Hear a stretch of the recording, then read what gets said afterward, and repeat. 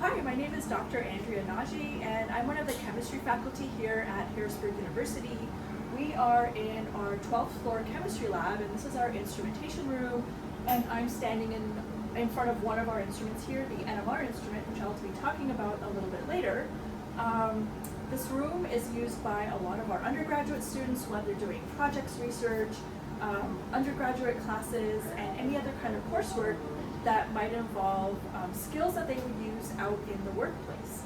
So a lot of our instruments are used in research, in forensics, in government labs as well, and the students get a lot of hands-on experience here, learning how to read the instruments, calibrate the instruments, get data on the instruments, and analyze things. Have you ever wondered how chemists figure out what a molecule looks like or how they're connected together, the little atoms inside the molecule?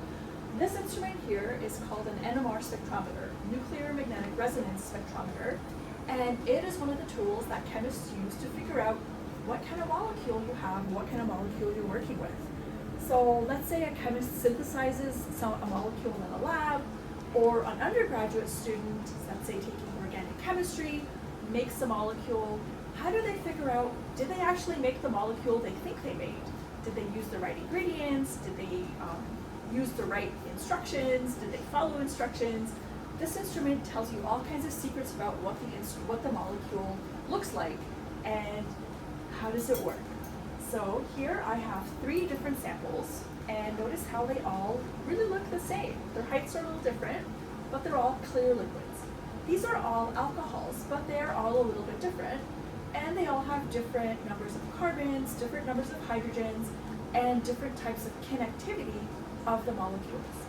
This instrument here will let me figure out what the molecule actually looks like, how the hydrogens are connected, what kind of neighbors they have, how many neighbors they have, and how do they differ from the other molecules. So I'm going to take one of my samples, and I'm going to pop it into the instrument over here. It looks like a very simple instrument. Basically, you have a magnet, and you stick your sample inside the magnet. So I'm going to put my mystery alcohol inside the magnet.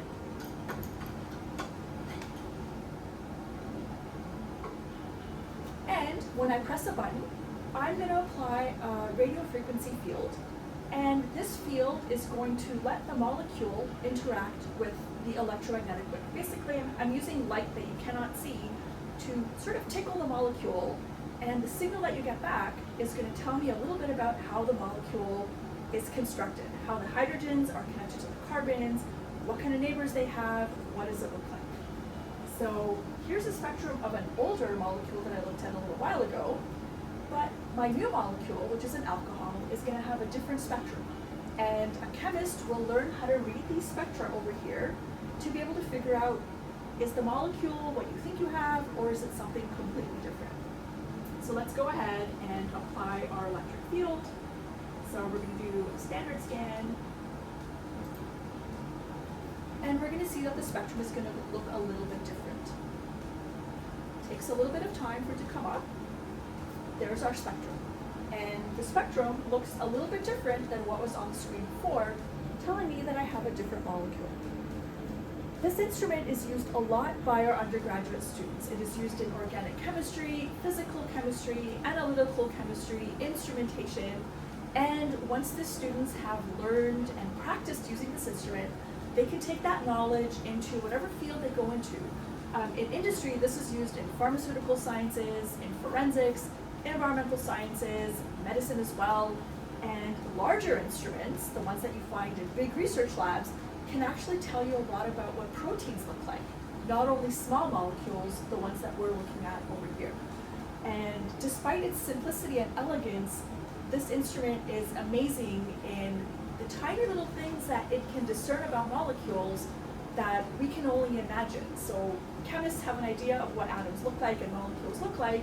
This instrument either proves what we think they look like or tells us, hey, we think you've done something wrong, go back and redo your experiment and check your molecule again. So this is our spectrum of our molecule, The sample here is propanol. It is rubbing alcohol that you can get in the grocery store. And if I was to do a spectrum of a different molecule, it would have a different kind of signal that comes out.